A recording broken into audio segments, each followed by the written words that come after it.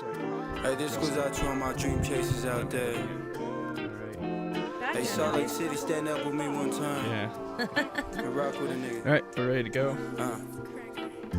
I know it's all over now. On today's podcast, our first guest, AK KETAY. KETAY? Is that Yeah. how you say it? KETAY. KETAY. Cool. AK KETAY. How long have I known you? What is it, 5 years? About 5 years. And you're Yeah. the reason me Yeah. and this Stunod got together. Yeah, exactly, because you want to know if I was bald. Yes. And you're like, what's that girl's name? And I came up to you and I was like, you have amazing arms. Right? Isn't that like the very first thing I ever said to you? Yeah, I was at the gym and you came up and you're like, you said something like, I love watching you work out because you're always happy. That's not, I mean, it's only half creepy. So I loved it. I missed that gym. And then we went on a spontaneous road trip. Yeah. We were, Oh my God, that was amazing. yeah, it was fun. We were I think literally- everyone should take a trip to the Redwoods. Yeah. That forest hugs you. I bet. I've always wanted to go. Oh, it's Go there. wonderful. Yeah, I'm definitely down to go back. We did we ever tell you how we camped on random beaches in like Humboldt County, and we met these guys in like an RV. There was Yes. 3 of them, and he had picked them. It was one dude's RV. Yep. He picked the couple up at like, Coachella or some music festival. And then they had a huge dog, the big Saint Bernard, and he was always sitting in the driver's seat. Every time we'd look for the dog, it was in the driver's seat. And they were running from the law because Something. they had like an illegal pot farm. Yeah, and they were like, if you give us a shot, we'll give you an ounce of keef. I'm like, whoa, we'll take a little bit of it. You can have a shot. We don't need all of it. That was a really, really fun trip. It was my first time ever seeing the Pacific Ocean too. Yeah. Drove down the one, camped in the Redwoods, camped to the KOA. That was Brutus's last road trip. Oh, Yeah. it was a super special one for Yeah. him, though, I bet. Oh, yeah.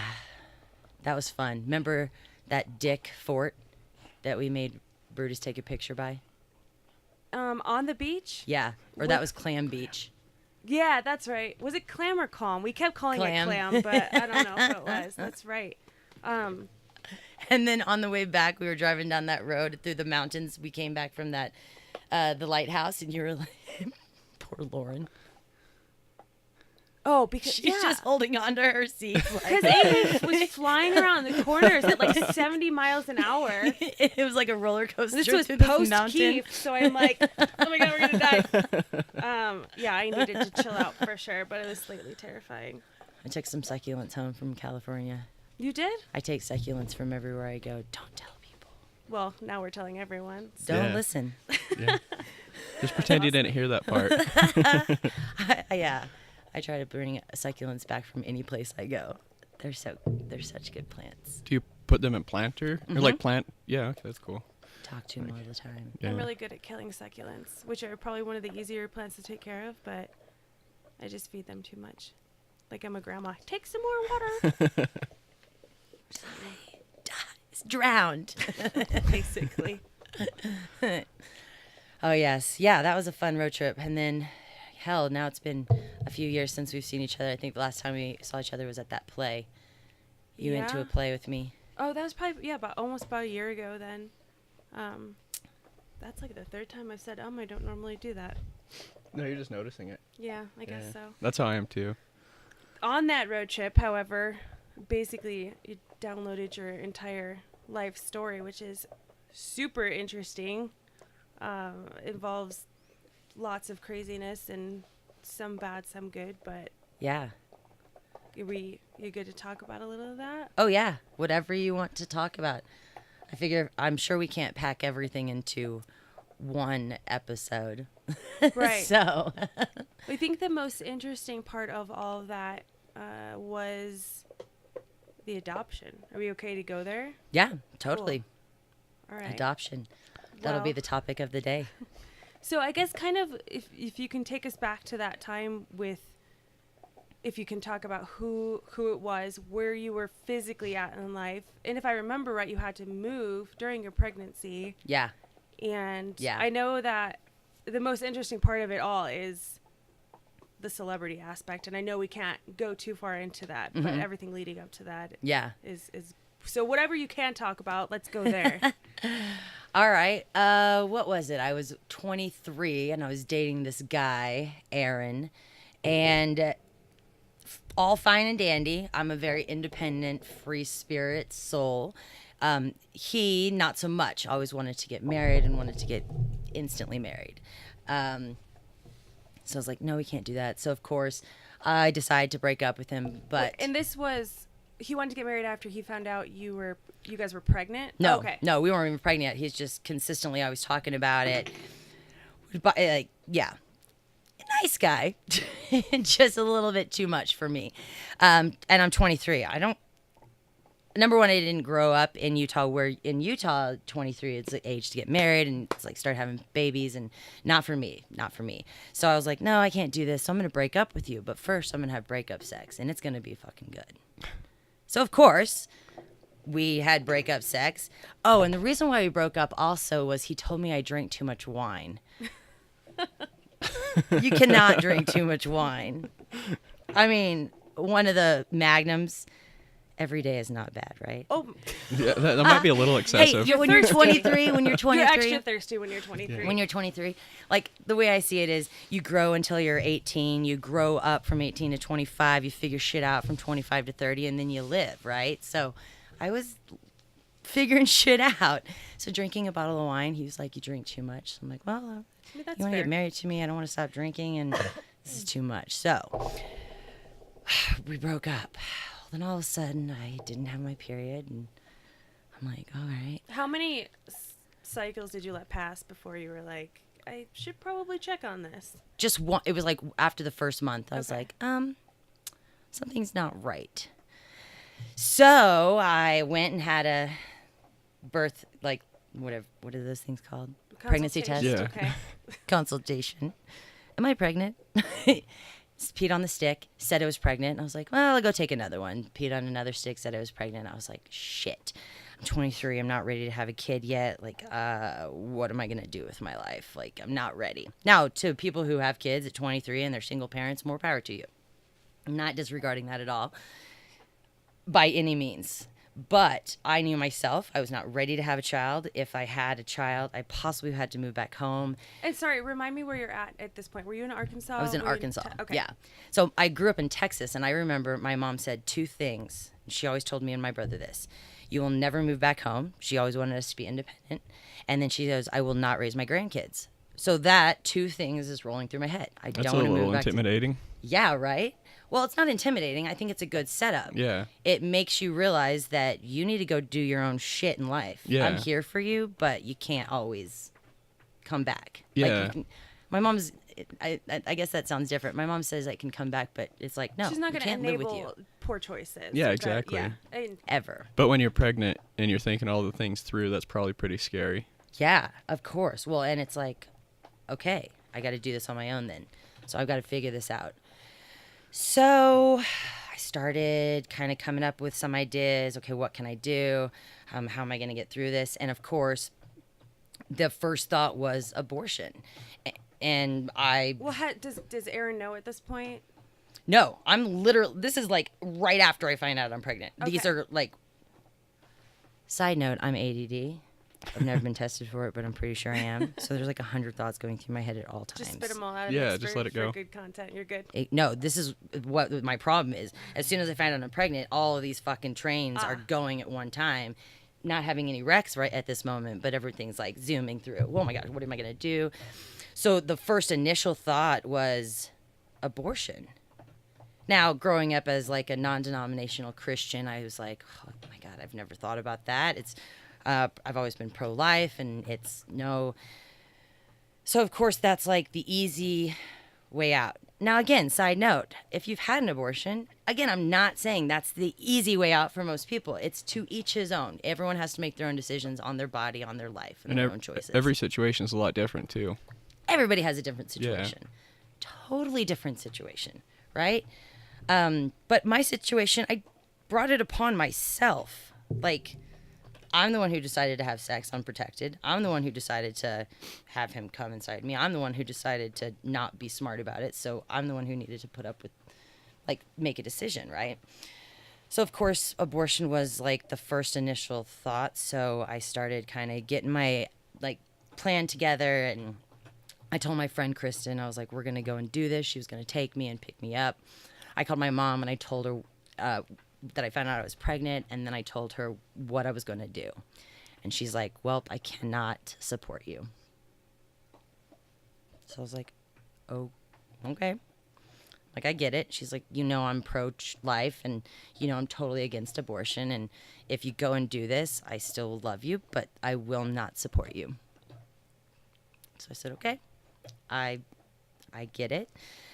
So that night I went out, had sushi, had a ton of sushi, took a ton of shots. I was just like planning on having the abortion the next day. So I just was balling out because I was just planning on going through and living my life the way I was normally doing it. I woke up the next morning and I was like, yeah, that is not fair. Like, it's not this kid's fault. I created this person, this human being. It's not its fault that I created it. I'm old enough to make a decision. There's other options out there. I was like, fuck, I'm sorry. I was like, I'm so sorry. I just drank a lot and ate sushi. Sushi's not apparently what you can eat when you're pregnant. So I was like, man, I'm sorry, little thing. I'm going to let you live. So that's kind of when the adoption process all came into play. Because I still was like, I'm not ready to have a kid. Like, I do not want a child. I'm 23 years old. I'm still a kid. I'm still figuring my shit out right now. And so that's when I called my mom and I was like, all right, adoption it is. Let's get started looking for someone.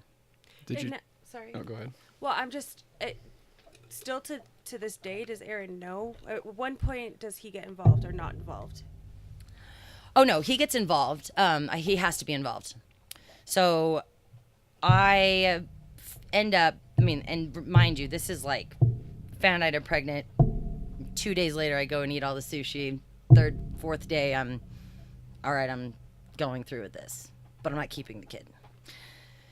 So I tell Aaron, because I thought it was the right thing to do. Yeah. Like, it's part you too.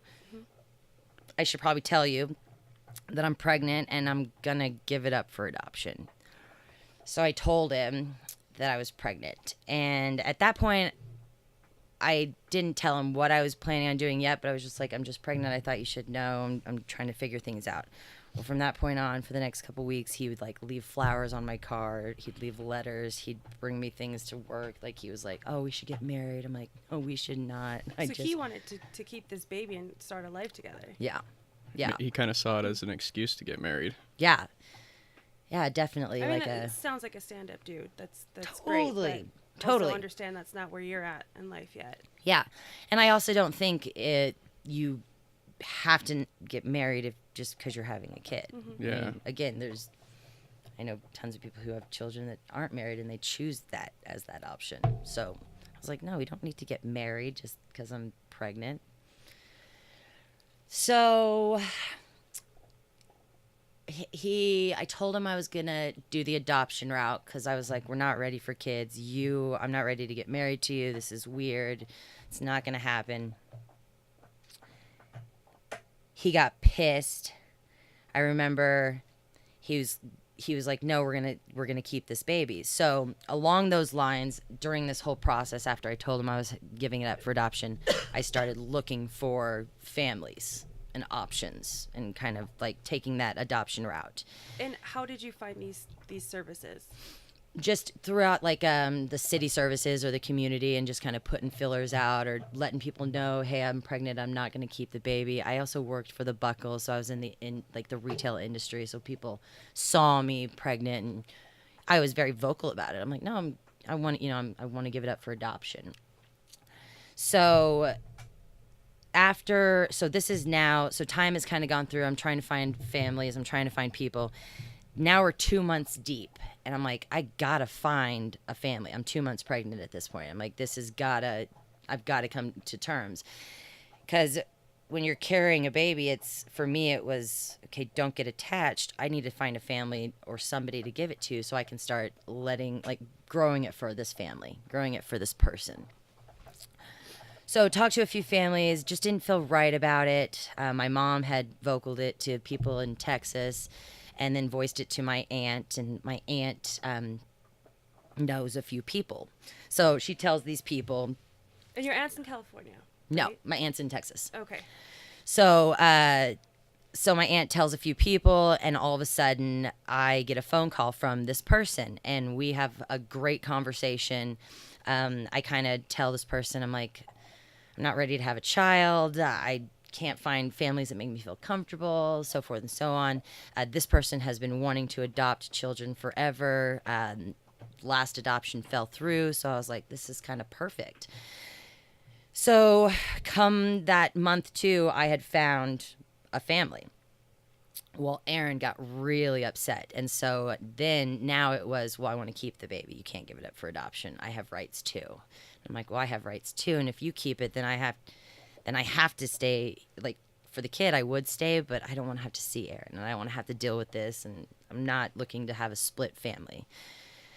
So at that point, lawyers got involved because they have to. You have to give up rights for your child. And also, I was willing to give up my rights, but he wasn't. So it was kind of one of those battles. Wow. So lawyers got involved. And this is probably 2.5 months now that I'm pregnant. Lawyers get involved. Everything kind of gets smoothed out. This family has got some very powerful lawyers, I guess. But it was just like, hey, look, Aaron, it's not the best. It's not the best for the baby. It's not the best for you. It's not the best for her. Like, the baby would be in daycare. You guys would be working. It just is not the best situation. Having this family would be a better option for the child. So he signed his rights over. I'm very grateful for that. Like, I'm sorry to him that had to happen. Are you guys do you still have any sort of communication to this day? Not really. Okay. Not really. And usually, I pretty much always have kept in touch or acquaintances with my exes. Yeah. But that was also in Arkansas, and I live in Utah now, so. And he already has a family, and he's married. Okay. So he's good. But I still, to this day, I'm like, I'm sorry, but it just, you look back and it's like, everything happens for a reason. So thank God that happened the way it did. Or I'd be probably a single mom running around with this 10-year-old kid, which is not bad. So time goes on. I'm pregnant. Now I have a family chosen, and now I'm growing this child for the family. So that's where I think for my adoption process, it was really easy. It's really easy. A lot of people, I think, make that process or that thought later on once they're like, holy shit, I'm like 3rd try and I'm about to have a baby and I'm not ready. And I think that's sometimes why it's harder on people to make that adoption call, and then they end up keeping it or have remorse or whatever. But for me, I made it so early that from that 2-month time frame, it was, okay, this is not my child, it's someone else's. Eat healthy, do what the parents want. Almost like a surrogate. Yeah. It sounds like. Yeah. And I kind of, maybe this might be a preview to another conversation down the road, but maybe it's the fact that I had daddy issues. Daddy issues with AK. Title right there. Right? Like the disownment, or just the fact that it was easy for me to build that. Maybe it was not building a wall, but just being able to cut ties with things prior to me building a relationship with it. So I was really good at that point in my life. I was just, I can cut this relationship with this child that I'm growing. And I think that's why my adoption process was so simple. Yeah. Everyone always asks me, was it the hardest thing you've ever done? And was it difficult? I'm like, no, it wasn't. It was the best idea possible for me. I was not ready to have a kid, but I was able to give this kid the best life possible for it. So yeah, so I worked until I was like He ran into the table. Yep, sorry guys, that's probably a little bit loud. Bob ran into the table.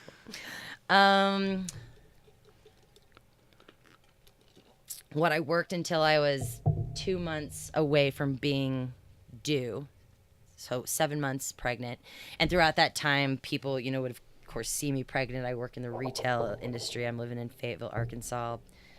People come to the Buckle and shop all the time. And I was vocal about my adoption. Oh, you're not keeping it? No, I'm not keeping it. I'm giving it up for adoption. And I'm assuming down there it's part of like the Bible Belt, right? So did you get a lot of negative comments or anybody trying to change your mind or anything like that? well, yeah, I've actually been thinking about it lately because a couple years ago I was a college recruiter and I would talk to students about this that were going through the same issue. And think about it, 10 years ago, what was that? 2007, right? yeah. So adoption, look at these new movements that are going on. Adoption, rape, all of that stuff was kind of faux pas to talk about, right? Oh, you had an adoption? Oh my God, why are you not good enough to keep the baby? Why wouldn't you just keep the baby? Can you not I think it wasn't talked about as much back then.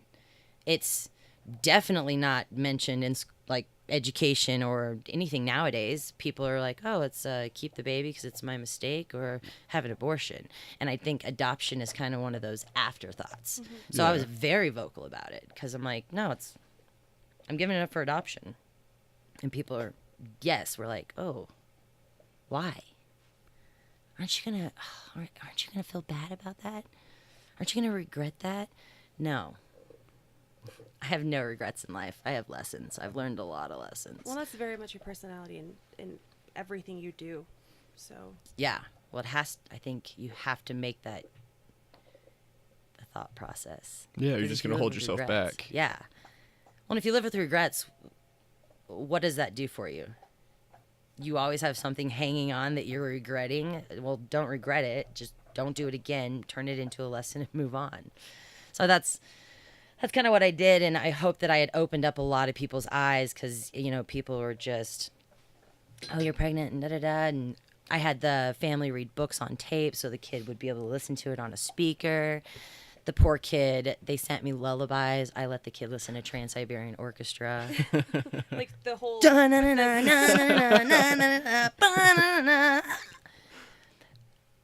So he sleeps really well to loud music now, Yeah. which I thought was really funny. Oh, that was a question that you had. So if she still has any contact with the family. Oh, yeah. Well, it's open closed. So right now it's closed. I got letters and pictures until he was 5. And then when he's 17, he knows his whole life that he's adopted. But when he's like 16, 17, 18, it'll be reopened to where he can reach out, meet me. Oh, okay. I could meet him and just be like, super stoked I chose life, dude. So when Like, way to go. so when he turns 17, can you reach out to him, or does it have to be from him? Oh, okay. I'm going to let him do it just Yeah. because that was my whole that was my whole play on it anyways, is I'm trying to do this for you and for me, kind of being selfish, and I know it was an unselfish thing to do, but like, I'm giving you a good life. Go and live that life and do you. Yeah. But when you're ready, know that I'm glad I chose life and I'm willing to meet you. Yeah. Because sometimes people don't want to be found, which is Yeah. fine, and I think it's to each his own. That's how my dad is too. He was adopted, and he has no idea who his parents were. But back then, you're thinking that's years ago when it was very close. Like, it was, Oh yeah. you give it up for adoption and that you don't talk about that There are no rights at all. at all, Yeah. right? A friend of mine at work, they asked me what I was doing this weekend, and I said, well, I'm going to talk about some stuff on this podcast. And he's like, well, that's so, and we were just talking about some of the options, and he's like, that's so crazy. My wife is adopted and is looking for her biological parents. And he's like, it's so difficult. I'm like, well, again, progression, Yeah. right? Oh, Back then, exactly.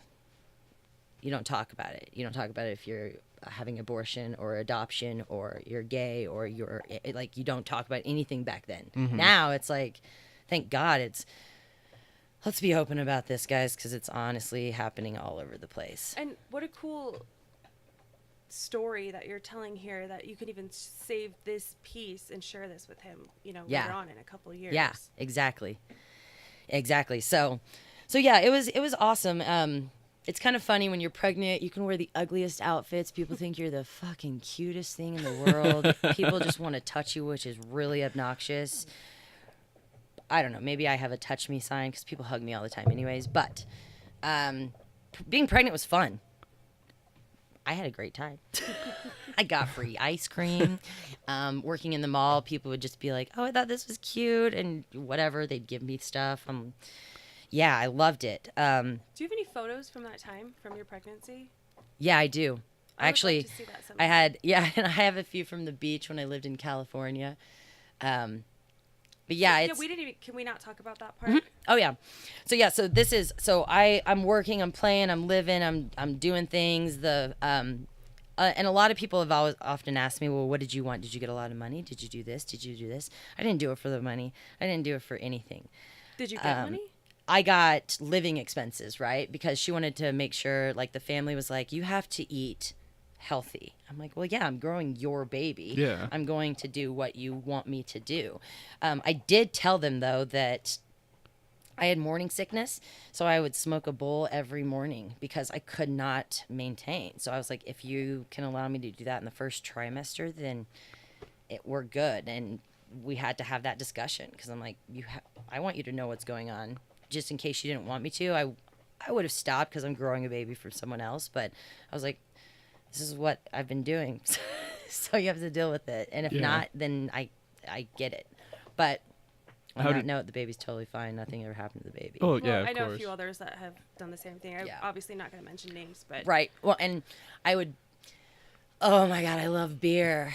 And in Arkansas, there's real beer. Some of it's like you can get 3.2, but it's like a blue moon's a blue moon. It's not like the Utah half blue moon. So when I was pregnant, it's not like I would drink, but we would go out to Buffalo Wild Wings and I'd be the DD for people, but I'd go out to the bars with them sometime, pregnant as all get out, and I would have a big blue moon right in front of me. And I would just take a sip and smell it. Oh my God, I loved it. People would drink it for me, but I just remember the looks I'd get. And finally, my friend Cass, he'd always be like, what? Like, she's not having your baby. And, you know, again, living in the Bible Belt, going out, being pregnant, I'm not drinking, but I'm enjoying my friends. I'm smelling the beer and I'm having a sip. Yeah.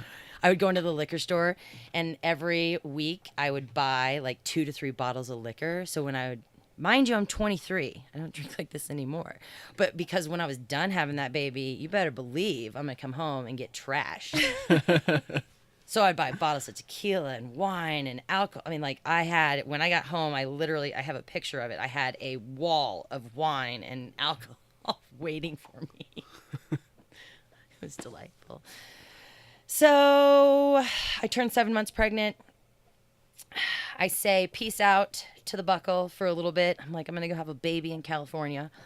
I get on a plane. They're like, whoa, how pregnant are you? I'm like, I'm not going to tell you. oh yeah, I forgot you're not supposed to fly. Is it your whole third Yeah. trimester? Okay. So I was like, I'm good. He's just really big. Yeah. Nothing to see here. He's got a big head.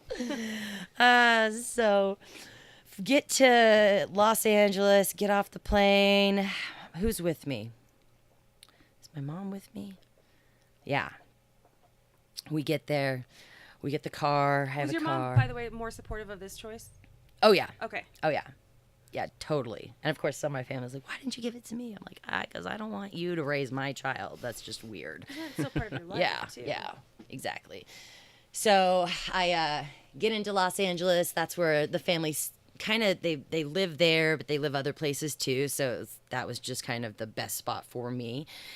So I got there. I still had 2 months left to be pregnant. I had a little apartment down in San Fernando Valley, which is like right by the WB studios.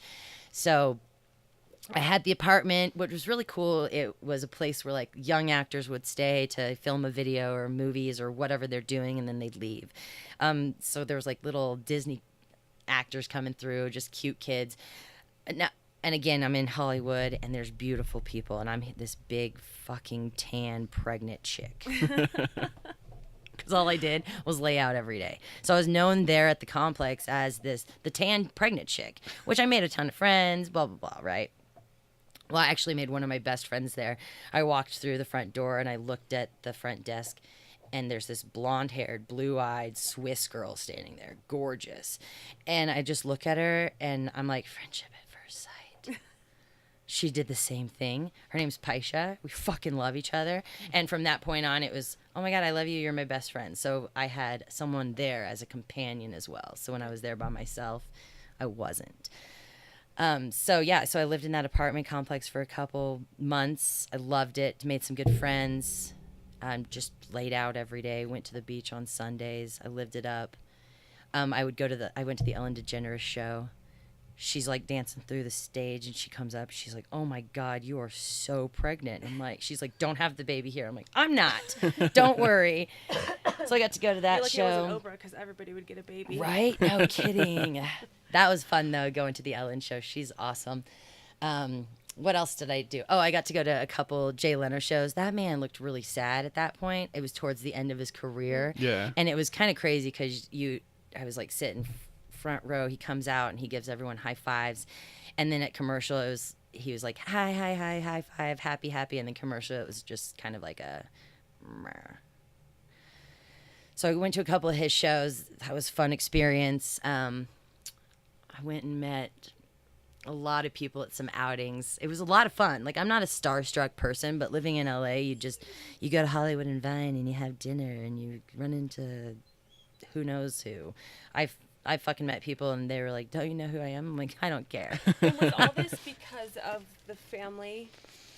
I never hung out with the family per se, like when I was doing all this, but it was like, hey, I want to go out and, I watched Wicked at the Pantages Theater. I was like, I want to go out and do something. They were like, sure, here's some tickets for this, or go out and do this. And, they made sure that my stay was good because I was living there for 2 months by myself pretty much.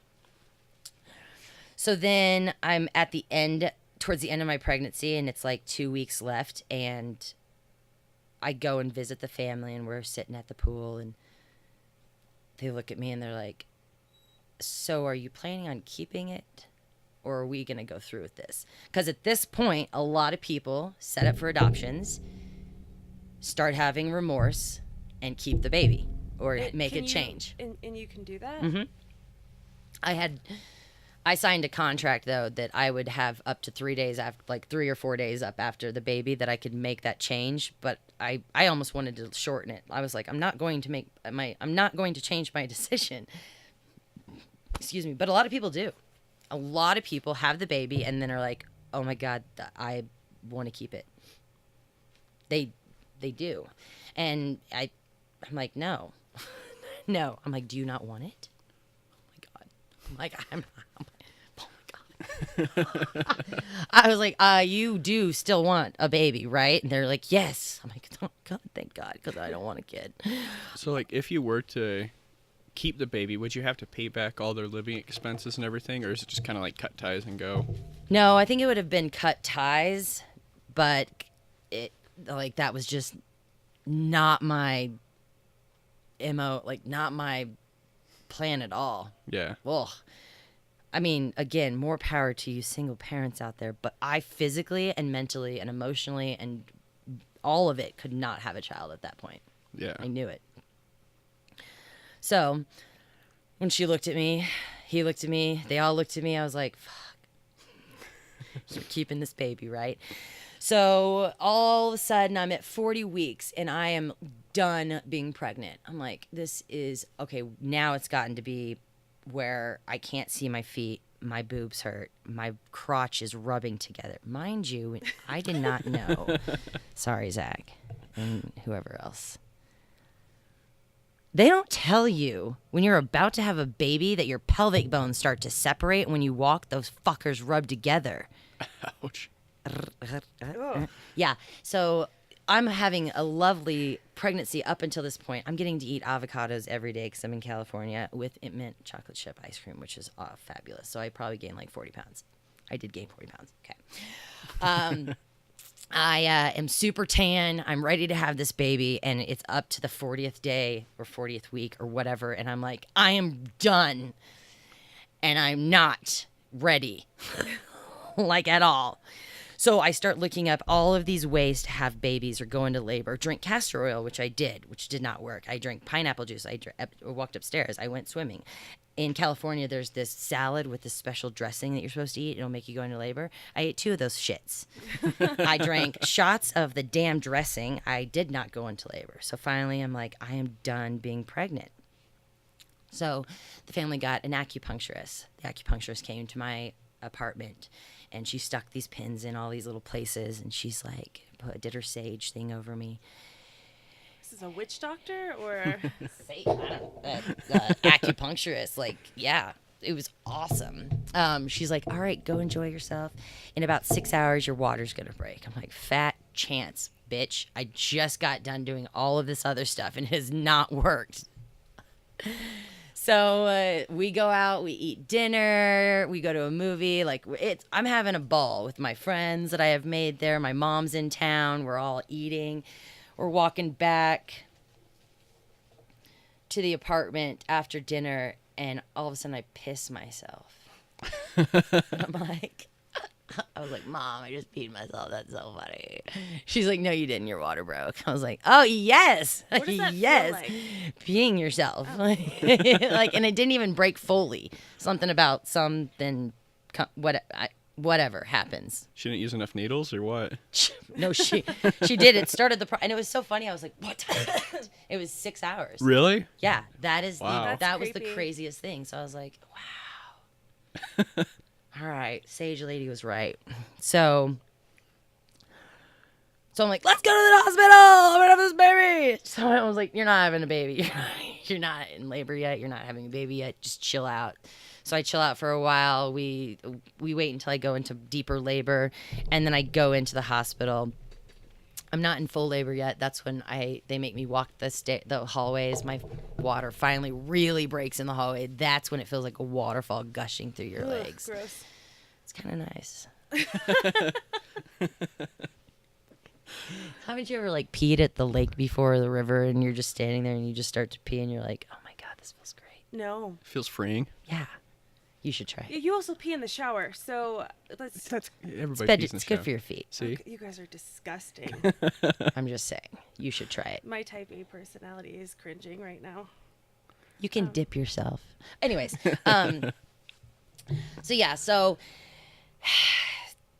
I end up getting the epidural because I'm like, I don't want to feel the pain because I'm not going to deal with the pain, if that makes sense. Mm-hmm. I'm not going to have this kid for the next 18 plus years, so I don't want to have to feel the pain that I'm going to have to put myself through in order to give birth to a child. So I was like, as soon as I have pain, I want the epidural. Like, if I'm going to have a kid, I want to have the kid when I'm ready. I wasn't ready yet. So I got the epidural. I slept through all of my labor, which was great. Straight through the contractions? Yeah, all of them. Okay. All of them. My mom's like, she just stayed up, and she's like, she just would watch my stomach go, and the like contraction would go way up, and then I would just be like, How long was your labor? oh, that was so great. I slept for 6 hours, I think. Okay. And then when I woke up, I was like, all right, I think I'm ready. they're like, all right, you're still almost there. And I was so out of it and drugged up that I had my mom videotape me, and I was like, look at this, the baby's not over here anymore. It's over. I was way out of it.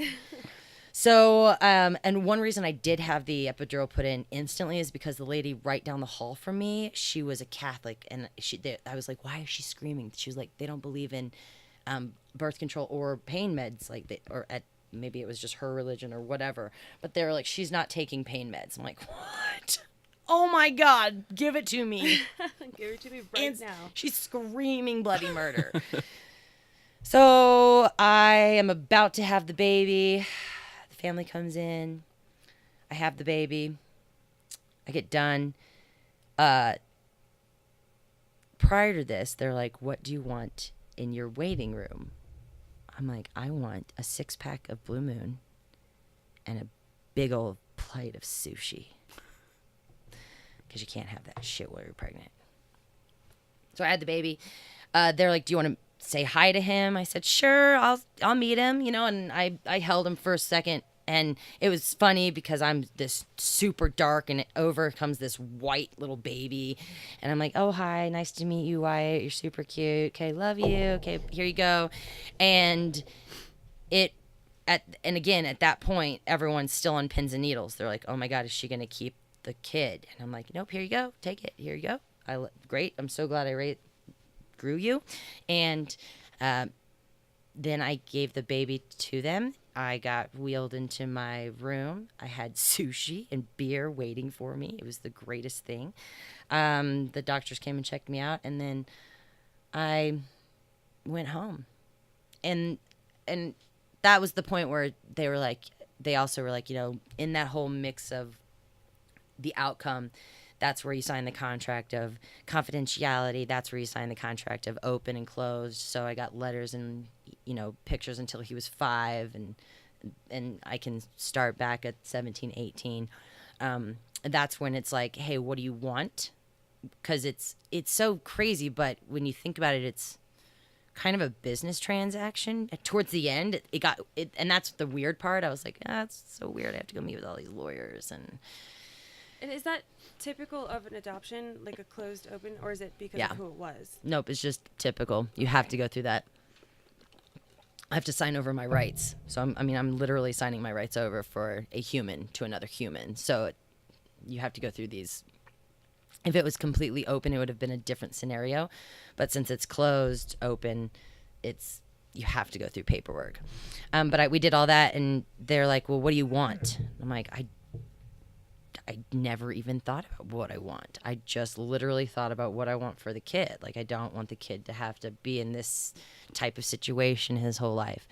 I'm like, shit. I'm like, I guess. Can you help me pay off some of my student loans and give me a personal trainer? So they gave me a little chunk of change and my personal trainer. Mind you, I still have student loans I'm paying off, so they didn't pay them all off. But they gave me a portion, and then they paid for my personal trainer for the 4 months after I could physically work out again. So. That's awesome. Yeah. Yeah. And then everyone's like, oh, that sounds like such a cheery story. Well, you have to also think of the aftermath. So thank God I didn't have pre or postnatal, postpartum depression, right? I think I went through that for like a week, but that was it. And then I went back to Texas for about a month. I think I was there for about a month to be with my mom. And you're going through crazy things. It's like, did I do the right thing? Did I give the baby up for the right reason? I'm sorry, can we get him seated really fast? Yeah. Come on, sit down. Sit down, Bubba. I don't know if he wants to sit. Oh, God. This is really entertaining. Bob apparently has something to say. Come on, bud. You're interrupting the podcast. Get down. Okay. Come on. That's good. Sorry about that. But yeah, So yeah, besides growing a human and then having to hand it over, even if you haven't spoken to it, you still have this like maternal bond to it. Not to mention the potentiality of having the postpartum and all that on top of it. So what was that like? I think, again, when I got home, I think I had went through it, but I was not around normal family or not around normal friends. And in my normal life, I was still taking time off. So I think I got to deal with it in a different way than most people would have had to go right back to work and try to deal with their daily life. I got a month to where I could just be at home with my mom. I self-medicated with wine, right? You went back to Texas then? Mm-hmm. Okay. I went back to Texas after I had the baby. So, everybody does it a different way. I think I probably, at one point, I remember taking an Ambien and then drinking all day. Just, sometimes you just don't want to think about things, or just drinking. But I also am not I'm not that addictive personality. There's other things in my life that I've done, and I'm so grateful I don't have that addictive personality. But I think that I handled things for like about 2 weeks like that, and then I realized, oh my God, this is not healthy. This is not smart. Like, I did the best thing for me. So yeah, it's I think that's the hard part is everyone deals with it differently. Like that first week was just getting through the pain of having the baby because it's painful. It hurts. Your body's going through all this. Your body's trying to produce all this shit that you're like, stop, I don't have a kid.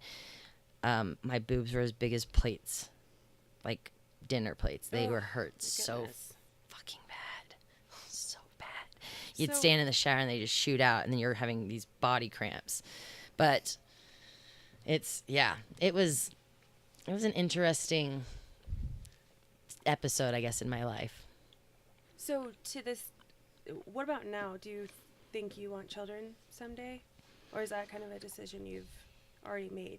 I mean, I don't know. I never grew up saying, oh, I'm going to have 4 kids, I'm going to be married, and I'm going to have a picket fence, and this is my life.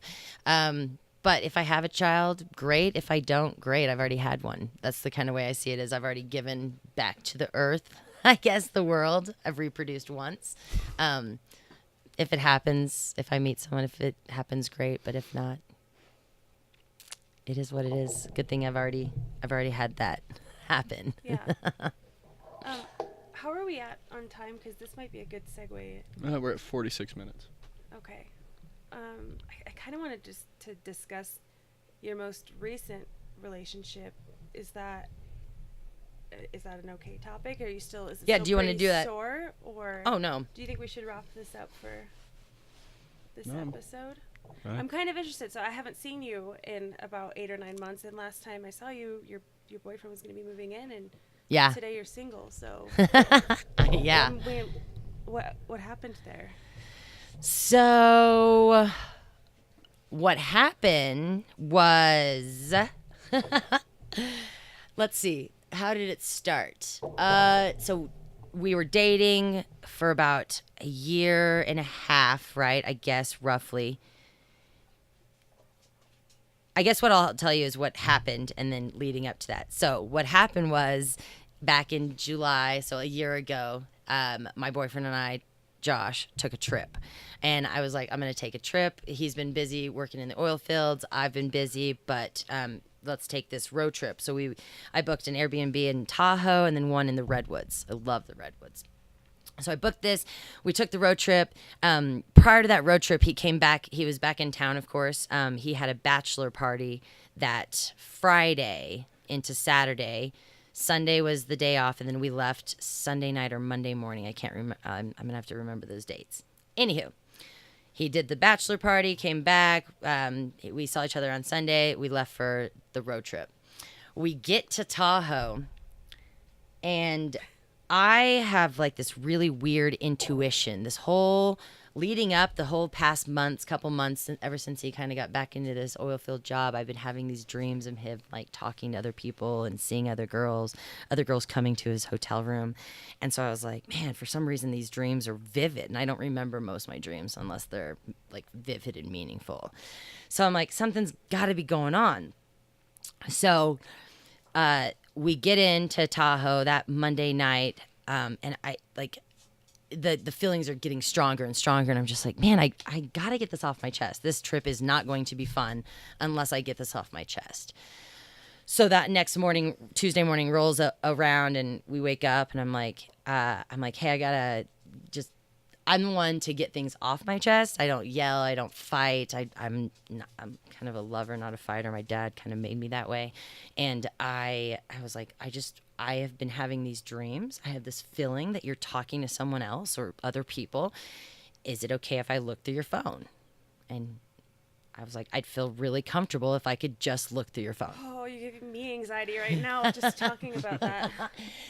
And of course, it's hard to bring up and it's hard to ask, but that's the way I work. I get things done fast. So he's like, yeah, you can of course look through my phone. I'm not talking to anybody else. I'm not talking to other girls. I'm like, okay. I'm like, because that would really make me just feel so much better and just get these. And I told him about the dreams, and I'm like, they're just vivid, and I'm like, I just keep having these thoughts reoccurring. And so our bedroom's on one side of the little cabin. So all of our crap is in the other room. So we walk into the other room and he gets his phone and he's like, well, I'm going to go downstairs and go to the bathroom. I'm like, no, you're not going to the bathroom and you're not taking your phone with you. So he has his phone and I was like, just open up your phone and let me look in it. And so he opens it up and then he kind of opens up something else. And you can kind of know what people are doing on their phone. Yeah. And I'm standing behind the phone. So I'm like, Josh, just open up your text messages and let me see it. So he opens up one and kind of like slides it. So I'm like, quit deleting things. Let me look through your phone. Well, at that point, I found 6 different females through his phone, sending pictures and all of this other stuff, having conversations. Found out that he had met up with a chick prior to going on vacation with me In Salt Lake. in Salt Lake. So and again, He was already living at your house too, yeah, right? I'd already moved in. So I just sat there and I was like, so who is this and what is this? And he tried to cover it up and I was like, yeah, this is not your friend. You do not talk about how much things cost or what needs to be done next time. So you need to kind of tell me about this. Wait, you're not saying it was like a prostitute, are you? Oh, I'm sure it was. I have no clue. I didn't go into great details because I was just like, oh, and here's another one and who's this? Oh, and so I went through some of them and I was like, all right, I'm done looking at this. This is just going to make me feel worse. So what I'm going to do is I'm going to leave you here. I'm going to go to the lake with Riker, who's my dog. And I'm going to go do me for a while because I'm livid. But I'm also not going to yell because it's a waste of my time and my energy. It's not worth my time right now. So I go and I leave him there and I'm like, also, you need to try to find a way back to Salt Lake. So I get back after about 3 or 4 hours. I'm still just so irate. And I'm just like, do you realize what you just did? Do you realize what you did to your daughter? Do you realize what you did to me? I'm like, you're selfish. You only think about yourself at this point. It was kind of, I laughed about it. He's like, well, I said, I knew I should have followed my intuition. He's like, well, I mean, you're right. You do have a really good intuition. I'm like, yeah, thanks, fucker. I'm so glad that you think I have a great intuition and I should follow it. What a You piece shit. of shit. So, and again, I'm not going to make a scene. I don't need to. I'm like, you know what? We can even go have our last dinner together tonight because it will be our last. So we went out to dinner that night. It was totally awkward, right? But I'm just like, the whole time, I'm not still going to let it down, but I'm not going to let it be seen. So I'm just like, man, I really hope you're still thinking about what you did. Like, you totally ruined a great thing. I'm like, and I was like, you know, it's just baffling to me. And so dinner, I'm sure, was not easy at all for either of us, which it wasn't. That next day, I took him to Reno. He got a bus home. I was like, when I drop you off at the bus station, we are done. And I finished my vacation. I went to the Redwoods. I still had a good time, as good as you can. I was in a cabin in the middle of the trees. But yeah, a lot of people were telling me, well, I would have just finished the trip and just maintained, or I would have just finished the trip with him and just tried to stay as separate as possible. And no, I sent him Well, why home. have him taint your happy place? Exactly. Exactly. So I sent him home, and he finally moved his stuff out of my house about 2 months or 3 months after that. And you know, I'm not one to like text or call or try to keep things going, but I think the last text I sent him was kind of my release. I just sent him a text and I just said, hey, look, I don't hate you. I'm not a hateful person. I don't hate you. What you did was stupid. You hurt me. You really hurt me. I loved you. I trusted you. You betrayed me. You betrayed my trust. And I just left it at that. And I needed to do that as the release because it's like, I'm not going to carry hate. And I needed to release because I don't like regrets or hate or holding grudges. So that's why when you're like, is it too sore? Is it too tight? It's not, because I've had that release. I mean, of course, it's not like if I ran into him tomorrow, I'd be like, oh, hugs and kisses. But, I mean, yeah, when you get cheated on, it hurts, especially when you find it and you find out after they move in with you and they talk about starting a family and all of that. So it's an interesting, I think with like that type of breakup, that's hard because it's almost like a death. And I think people deal with a death in a certain way. They deal with mourning in a certain way, and they deal with like breakups And with that, it was like a death. Like, it was unexpected, totally unexpected. Nobody expected that to be the scenario or the case. And it was. And I was shocked. And I think at first it was shock. And then I just kept myself busy. So I was like, I'm not going to drink during this process. It'll make it worse. I'm not going to do this. I definitely didn't go to the gym, which I should have. But I just kind of did more work. Kept myself busy, kind of checked myself out. And then in October, I was like, all right, I've been checked out long enough. I need to get back in. So I sent him that last text as a release, and I felt good ever since. Good. Awesome. Yeah. But you have to release it, whether it's writing it down on a piece of paper and burning that shit, or if it's typing out an email and not sending it, or you have to get stuff off your chest sometimes. Yeah. But yeah, cheating's a dirty, vicious demon.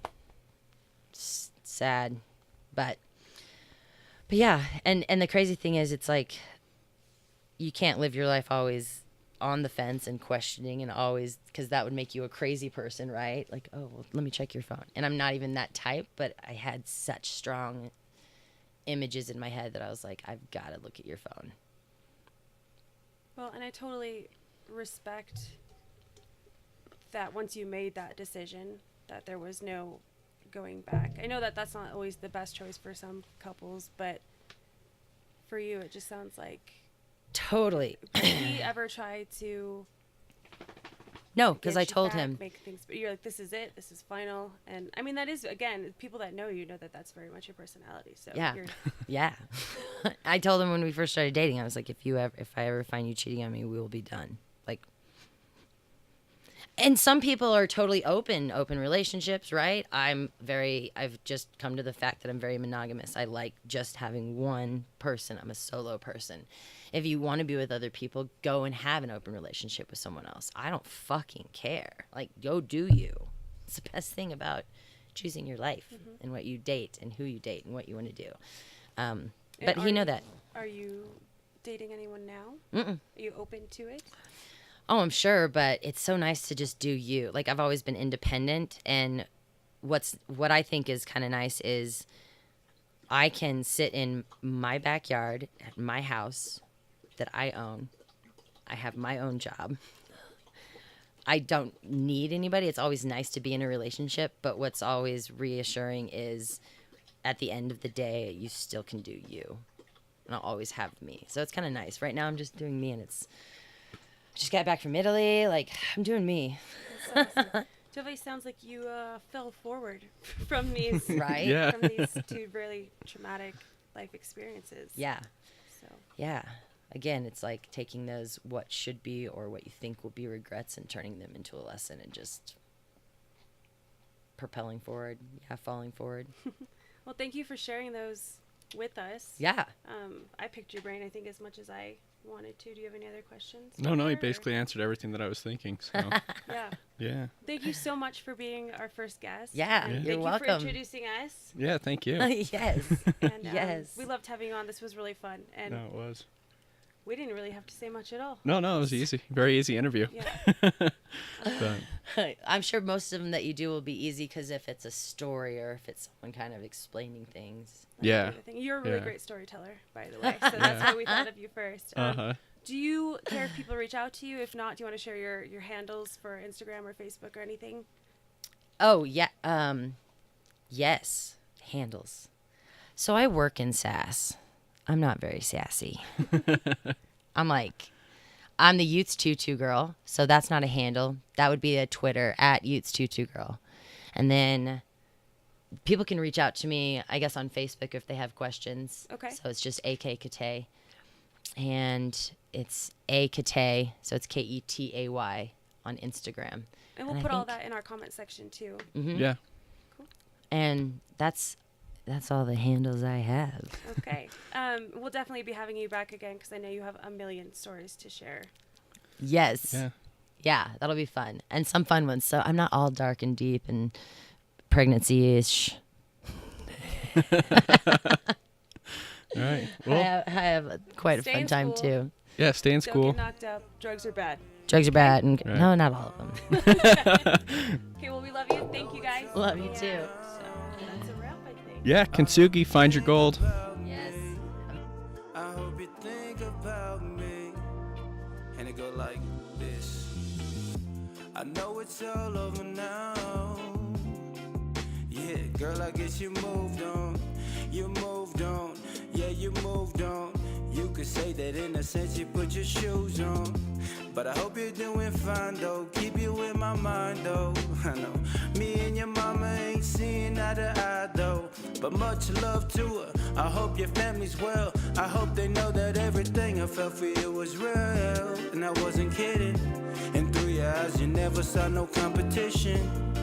But I was wrong for misjudging. I've learned along the way so I could speak on who I was then.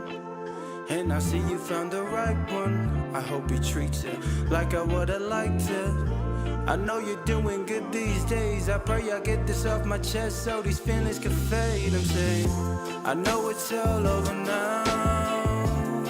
But if you think about me, don't think about me. No, I know it's all over now. But if you think about me, don't think about me. See, I had broken many hearts in my past time, and I done took a couple L's in my last life. And love wasn't meant for me and my last girl. I let the past be the past, that's the past world. But I'm on to bigger and better things now. Like if I grab the mic, I'm going off. I'ma rock the whole crowd. I pray that y'all is really feeling me and know that I'm strong, because these demons ain't killing me. And they ain't killing me because they ain't feeling me. I speak what's in my heart and I say the things that's real to me. I'm dream chasing and I hope that y'all rock with me. I'm headed to the top of Salt Lake City, come with me. I know it's all over now. But if you think about me, don't think about me. No, I know my show is over now. And if you think about me, I hope y'all think about me. No, I know my show is over now. I hope y'all think about me. I hope y'all think about me. Yeah. Like I said, it's dedicated to all my dream chasers. It's for anybody that ever had a dream. Y'all stick with me. We're going to the top.